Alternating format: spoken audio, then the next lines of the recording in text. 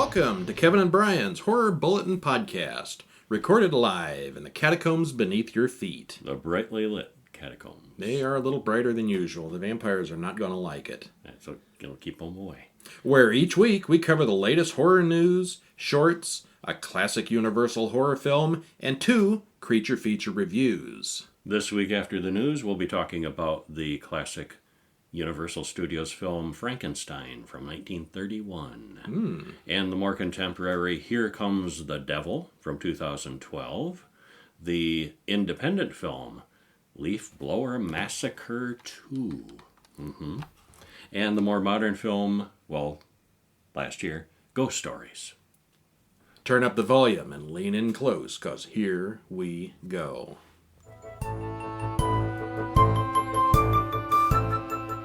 First up, the news.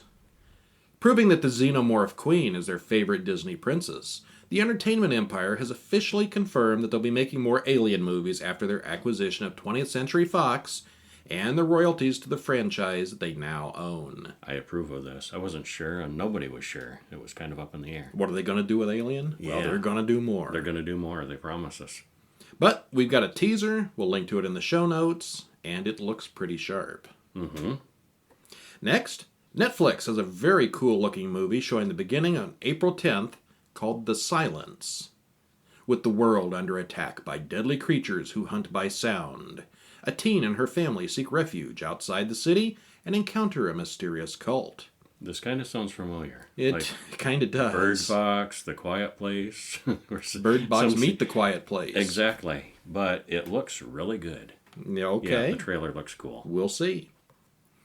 Third, EW reports that a steel box edition of Ghostbusters 1 and 2 is coming this summer of 2020 with an incredible amount of extra features, behind-the-scenes footage, clips, outtakes, and things never seen before. Looks like a lot of fun and a very thorough way to revisit the classic comedy horror movies. This is the one with the 4 women, right? They're pretending that didn't happen. For this edition, anyway. It didn't happen. It's just the classic 1 and 2.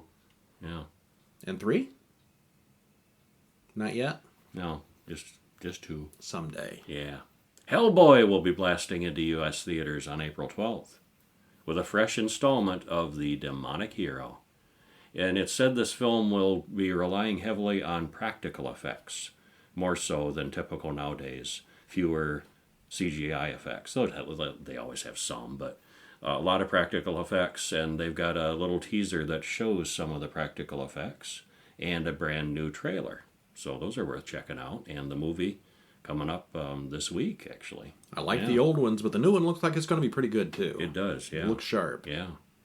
And last, if you want to get some thrills and chills while helping out a great cause, you can purchase a copy of the upcoming horror short story collection, The Campfire Tales. A group of writers in North Carolina... Where? North Carolina. I can't say it either. That sea state. A group of writers in Northern California have banded together to put out the collection, with all proceeds going toward wildfire relief in the western communities hit at the end of 2018. The fires are out, but there's still work to do. Advance praise from Jonathan Mayberry, New York Times bestselling author of V-Wars and Glimpse, has this to say. Tales for the Campfire is a brilliant collection of creepy tales by horror's hottest voices. Dark, funny, heartbreaking, and bizarre. Highly recommended. And it'll be available on May 2nd. You can pre-order right now. Yep, you can. Okay. And before we get into our movie, I want to make a shout out to a Netflix series we watched the other night. We watched it almost entirely all the way through. Sex, Love, and Robots. Love, Death, and Robots. I had it close. It's got love, it's got Love, death, and it's got robots. And yeah, it's got some sex in it too. But it was really good. Yeah. Almost all animated of some form or another. It all had some animation in it. Yeah. One was live action actors with animation. But it was really good. Definitely not horror. It's much more sci-fi. But if you like sci-fi, which most horror fans do like that a little bit, it's definitely worth your time. Yeah. And there was one or two that definitely border on horror. I like the one with the werewolves. Yeah. Werewolves are cool. Yeah, they are.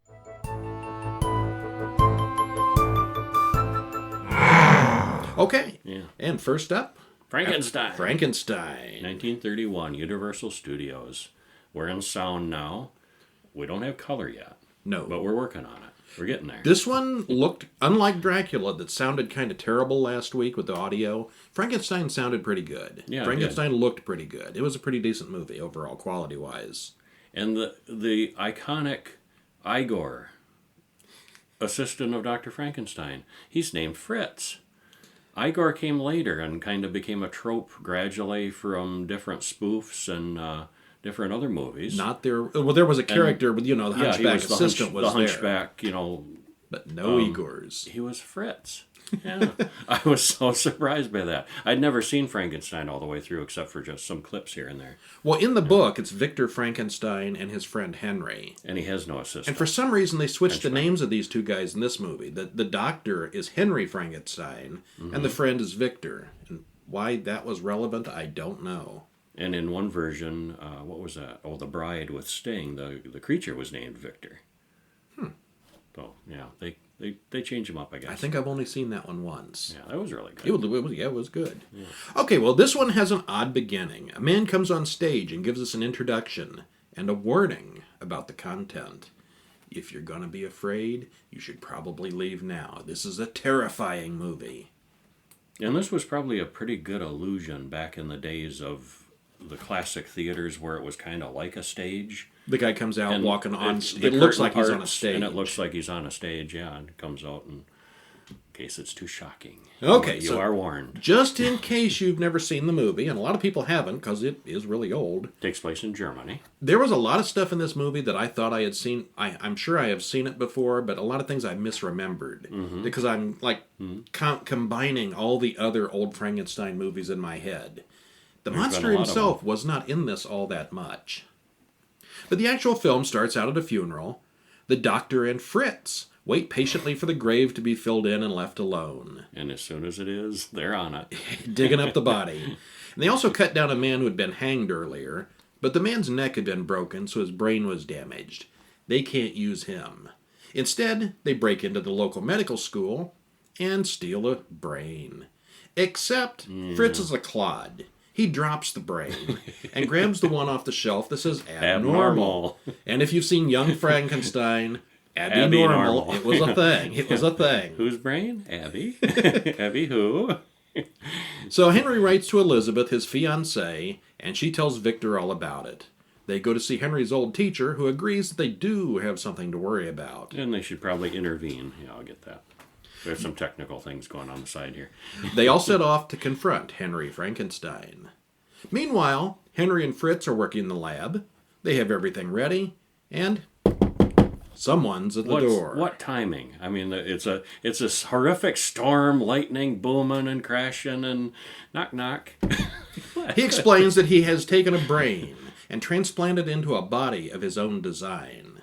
He convinces them to watch, and he proceeds with his experiment. And they do stay and watch. I didn't know It's that like an happened. audience. Yeah, all three of them. It works. It's alive. Victor and Elizabeth go to see the Baron, Henry's father. He's convinced that Henry's got another woman, even though everyone has told him what Henry's really doing. There's no secrets here. Everybody knows he's dealing with bodies. And that's weird that they would let him believe that. I guess, protecting the old guy or something. You can't correct the Baron. Yeah. Meanwhile, Henry and the old professor are examining the creature. When alone, Fritz abuses and torments it. Bad move. Playing with the torches. The creature escapes and kills Fritz, who totally had it coming. Yeah. And they manage to sedate the thing. The monster is really a sympathetic creature in this. He's brought back and, this horrific process, and he's not all there. He's brain damaged, and it's not his fault. He's just misunderstood. Well, that's what I thought, but I got some points later. He's big and he's monstrous, and yeah. So they manage to sedate the thing, and almost immediately afterwards, Henry passes out from exhaustion. Oh, I can't take it anymore, and just falls over. Yeah. The professor promises Henry that he'll destroy the creature, but instead the creature turns the tables and kills him. The creature escapes, but for some reason no one seems to notice. Well, because it was out at the castle in the middle of nowhere. And That's nobody where the bothered to professor check was. on him. No, they just left the monster and the professor there to take care of it. Well, they went and had a wedding and a party, and The professor didn't wondering, show up, and nobody wondered the professor's why. not here. Oh, he's just running late. It was strange. So later, Henry and Elizabeth get married, and the whole town is celebrating. While this is happening, the creature encounters a little girl, whom he kills accidentally. He then comes to town and attacks Elizabeth, not accidentally. Yeah. The villagers find out about the little girl, and they're out for blood. They track him down, but during the hunt, the creature captures Henry and carries him into an old windmill. The creature throws Frankenstein off the roof. It looks like a fatal fall, but someone says he may actually survive. The villagers then set the windmill on fire, killing the monster. And that's a classic scene that I'd seen before. Yeah, everybody's seen that. Yeah. Afterwards, the Baron drinks a toast to Henry and Elizabeth, who have both survived and live happily ever after. The end. The for end. now. Until Bride of Frankenstein several years later. He's not dead. He's Same not doctor. dead. Same Dr. Frankenstein to do his work again. Okay, so I thought the monster was a confusing mess of a murderer's brain and an innocent child. Well, that's basically what it was. I remembered him as being innocent and a kind of a good guy, but completely misunderstood. And no, his first reaction in almost every situation is Rage. violence and rage. He is a killer at heart. He's not an innocent guy who's just been thrown into a bad situation. He is a monster. I suppose, yeah.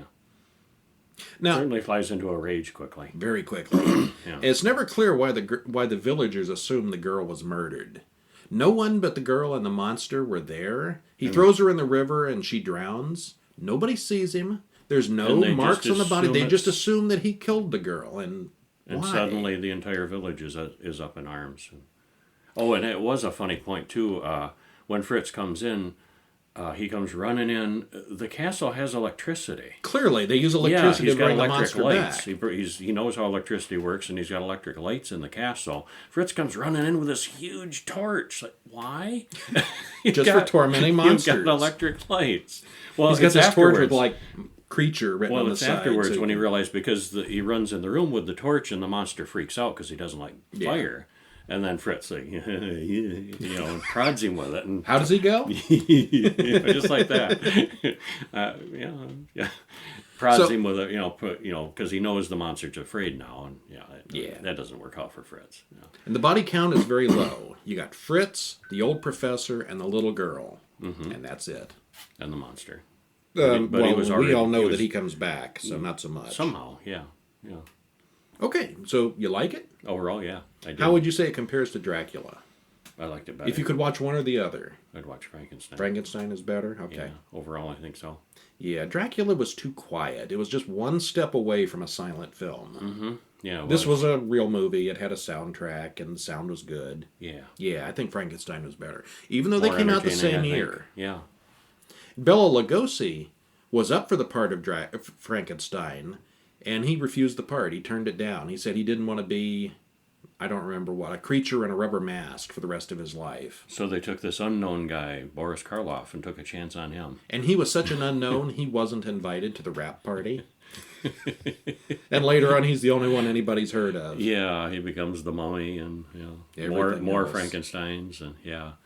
And then he sang the huge Monster career. Mash years later. No, I don't think that was him singing that. Nah, not That was really. Bill Haley in the Comets, wasn't it? I don't think so. Am I mixing up my rock bands too? Yeah. Okay, there's a Google for that. There is a Google for that. Why don't you Google that while I bring up our next topic that we're going to talk about? Bobby Pickett. Bobby Pickett, really? Yes. Okay.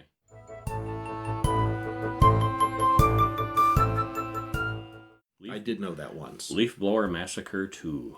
Boris Karloff is not in this movie. No. But there is a famous actor in this. The guy who played Jason That's fame. in the first Friday the 13th movie. Now, if you recall in the first Friday the 13th movie, the killer was not really Jason yet. It was Jason's mother. But at the very end, she's floating on the boat and, kind of idyllic, and Jason, up out of the water. The actor that played Jason is in this movie. Now that's a claim to fame. That's 1/2 second of screen time in a classic. But he has a bigger part in this. Yeah, and this one is called The Leaf Blower Massacre. And it started out as a short film in 2012, and then later on got expanded as a sequel into a more or less full-length movie in 2017. Mm-hmm.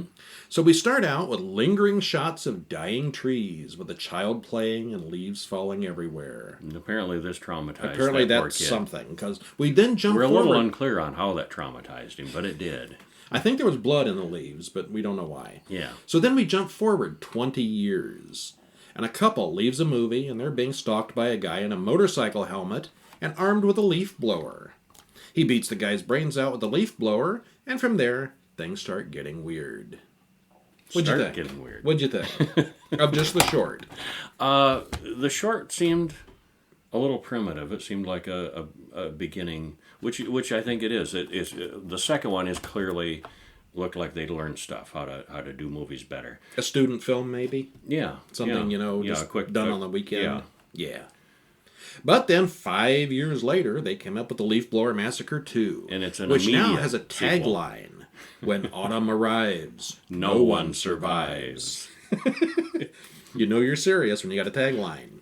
Well, So- there's some brutal effects in it. There are, yeah. some brutal deaths, and a head exploding when the guy shoves it in the woman's mouth, and leaf blower. It's not very realistic because I don't think leaf blowers have that much pressure, but Depends on how hard you push them. it was a good effect, and yeah. So, the killer from the first movie has a new girl tied to a chair. He slowly pulls the leaf blower down off the wall. He then proceeds to blow her mind. Mm-hmm. A homeless guy goes dumpster diving, and he finds Shavar Jennings, one of the guys who the killer killed in the first film. Well, it didn't really kill him; just dumped him in the dumpster. Well, obviously he survived. Yeah. But he goes home, Shavar goes home and finds himself having nightmares and hallucinations about the killer. Finally, the cops catch up to him to tell him they've found his fiancée's severed hand, and oh yeah, he's the prime suspect in the killings. Mm-hmm. From there, the killings start in earnest, and let me tell you, a leaf blower makes a nice round hole when you're impaled with one. Ka-chunk right through. Yeah. Okay, so I thought it was a little slow-paced. Some little of these bit. scenes drag on. You could tell they were trying to make a longer movie out of less material. But But does have decent gore to it. yeah. And there is a story built around the silly concept of the first movie. Mm-hmm. So, again, this is not what you'd call Hollywood quality film. Definitely an indie movie, Handheld cameras but and... praiseworthy for Yeah. yeah. It's longer and better than we could do. Mm-hmm. Overall, I give it a thumbs up. Yeah. And we don't have a site where you can buy this. Oh, we do. Yeah. We do. Yeah. That's in the show notes. Okay. It will be. Yeah. Okay. Where do we get it? You'll have a link in the show notes? There'll be a link in the show notes. Okay, Yes. cool. Yes, they have a website where this is for sale, as well as I believe they have a film called Dirty Sanchez that's for sale. Yeah. Go online and something. watch the trailer And for watch Dirty their Sanchez. trailers for all their movies. Yeah, they're just something. Well, actually, you may not want to watch the trailers if you're thinking of buying them.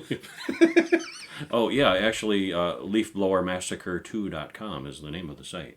And you can buy them there. Yeah, Okay. yeah, I you found can. their Yeah. Facebook site. And they didn't have any links. I was thinking it was the studio website, but no, it's actually Okay. leafblowermassacre2. So the guys who .com. made this contacted us and sent us a DVD, and we Yeah, we thank you for contacted that. them through Twitter. And if anybody else out there is watching or listening, and you've got an indie film, we'd love to take a look at it. Yeah, No promises that we'll review the and thing, check but that one out. yeah, that's a good one. Yeah, it's worth it.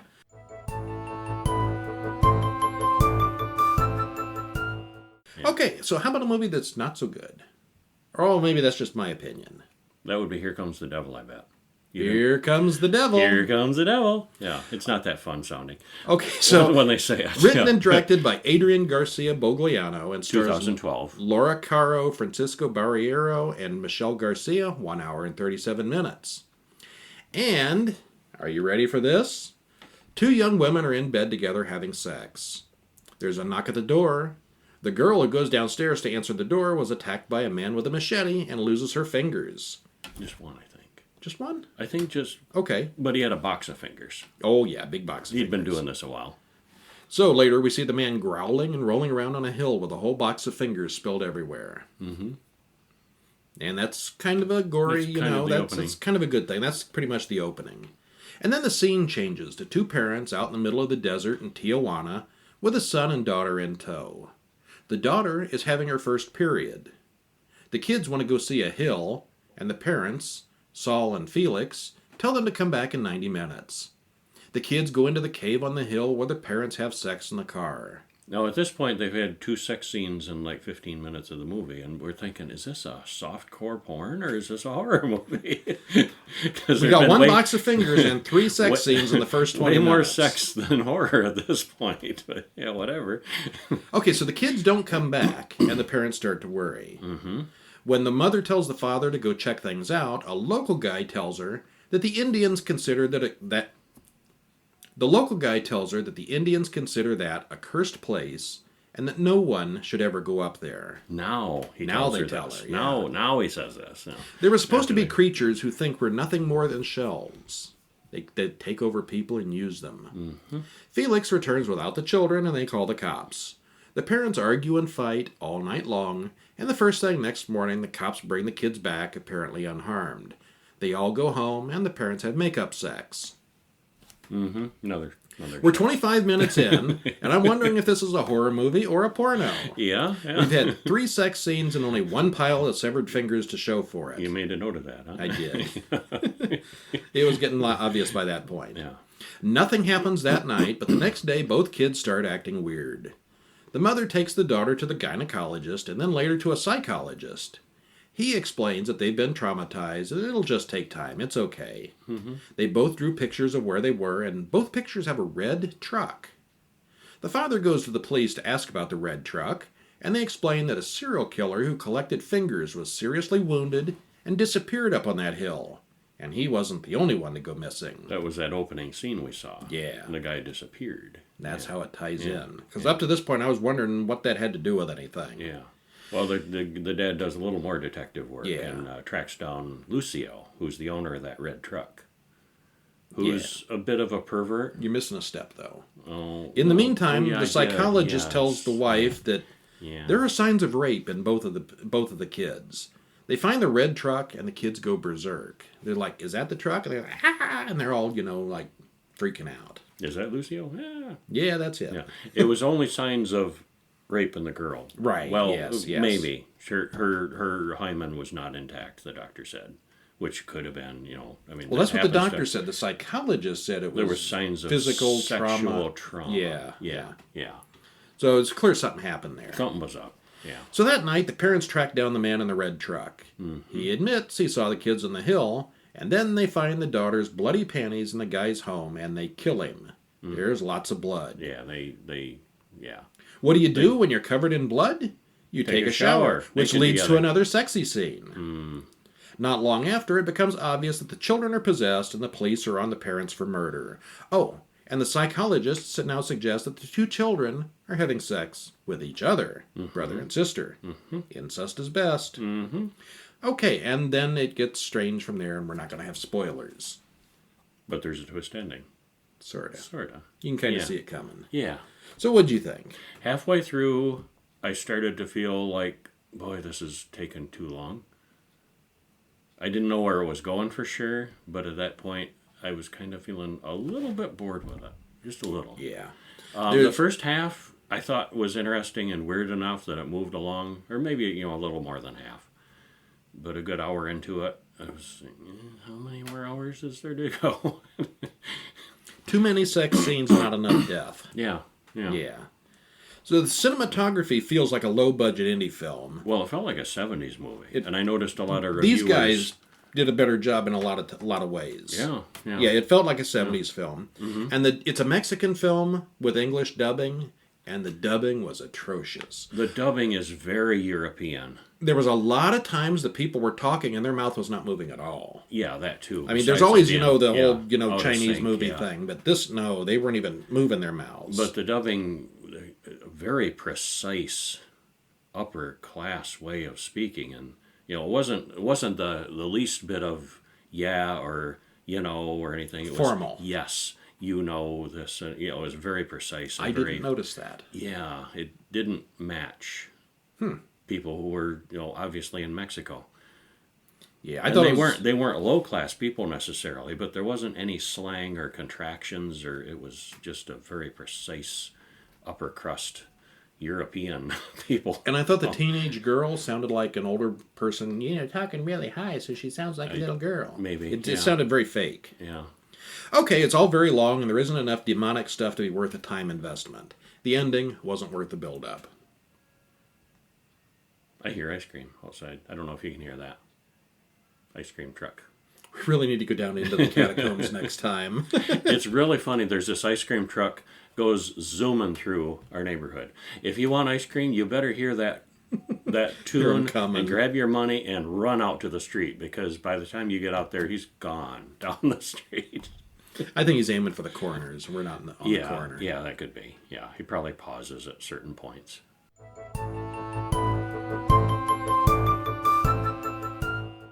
Okay, and our last movie this week is a newish one, Ghost Stories from 2018. Directed by Jeremy Dyson, starring Andy Nyman, Martin Freeman, and Alex Lothar. It's also an hour and 37 minutes. Coincidentally, exactly as long. It didn't seem as long, though. And yet again, this movie has a tagline. The brain sees what it wants to see. Mm-hmm. Okay, so the movie starts with a popular UK psychic on stage in front of a crowd. The whole show is an elaborate setup to prove this guy's a fake, and this is all based on a true story. This actually happened with the Amazing Randy. It's kind of an interesting little trivia story. Mm-hmm. It's all shown to be fake, and Professor Goodman tells us that there's no afterlife, no such thing as ghosts, and it's his mission in life to prove that they're all fake. He's made a career out of debunking. Yep, he's the debunker. Yeah. So he gets a package from his inspiration, a man who spent his life proving hoaxes, but has disappeared himself. He goes to see the man, and the man gives him 3 cases that he couldn't solve. He believes in the supernatural now, and he needs to be told that he's wrong. And we then follow the professor around as he investigates the 3 cases. Case 1, Case 2, Case 3 were even introduced with the names of... First case is Tony Matthews, a man whose daughter is in a strange coma state. He was a night watchman in a former women's mental hospital. It's a normal night until it's not. He starts seeing and hearing little girls in the dark. Power goes out, mannequins coming to life. He's got quite a horror story to tell. Yeah. Second, Simon Rifkin is a teenager who is driving late at night without a license. He hits something in the road that looks like the devil. Here comes the devil. Here comes the devil. And from there, things go downhill. Mm-hmm. Car stalls out. Yeah. Hilarity ensues. Third, Mike Priddle, a former stockbroker, and his wife were expecting a baby, but were encountering problems with the pregnancy. While his wife was staying at the hospital, he starts seeing a ghost, a very angry ghost. Mm-hmm. And, of course, these 3 stories are intertwined with some drama that involves the professor's own past. What do you think? Overall, I give it a thumbs up. But... Go on. I don't know how to talk about it without giving spoilers. You did not like the ending. Nice. You didn't. In the end, all 4 stories tie together. Yeah, it ties everything together. But he didn't like it. I didn't like it. I wasn't satisfied with the ending. It failed to satisfy me. I thought, but I'm not going to spoil it because you can't. No, you can't spoil it. Yeah. You just don't want it. I thought the very last little twisty ending was a little lame, but I liked all 4 stories. And I kind of liked it a lot. At no point did it drag. No, everything was paced out really well. Compared the stories were short, yeah. short, tight, and they all fit together well, I thought. Mm-hmm. There just aren't enough good anthology movies anymore. It's like those have gone out of style. Yeah. I can't remember what the... you got things like Madhouse. Creep Show and stuff like that. Yeah. Uh-huh. You just don't get that much anymore. Yeah. So this had a touch of that. But... yeah, the ending didn't satisfy me. Yeah, well, I'd much rather see a handful of good short stories than something like the Here Comes the Devil. Here Comes the Devil, for instance. A little bit of something that drags out for 2 hours and didn't need to. Mm-hmm. You like short stories? I do. Short anthology stories? Do you know of any? Oh, look what you got here! Where did those come from? Tales to Make You Shiver. Is that subtle? Written by us. Each one has 13 short horror tales. Everything from zombies to monsters to ghosts to ghouls. Some are even science fiction horror. Pick it up paperback, ebook, Amazon, or wherever good books are sold. Weren't expecting that, were you? Tales to Make You Shiver. Okay. Volume 1 and 2. Oh, yeah, I guess the name wouldn't hurt, would it? Tales to Make You Shiver, Volume 1 Volume and 2. Volume 2. Each one has 13 tales. And look at that, it's got our picture on the back. Mm-hmm. We are talented. We'll leave that to you to decide. Some would say we are. Some would probably say we're... You guys can't even make a video right. Yeah. Okay, well, the sun must be coming up. Sure looks like the sun's coming up, as bright as it is in here. The vampires are starting to shuffle back in for the day. We need to get going so they can catch some sleep. Thanks for joining us. Stop in during the week at www.horrorbulletin.com for news and horror updates, to comment on this podcast, or contact us. Or if you're watching on the video feed, right down below, leave a comment. We'd love to hear from you. Mm-hmm. Like and subscribe, because this is the first episode of Horror Bulletin Video, and we're going to have more. Did you mention Twitter? We're on Twitter, too. At Horror Bulletin. Yes. Yeah. I'm Brian. Fun stuff there. I'm Kevin. And we'll see you next week. See ya.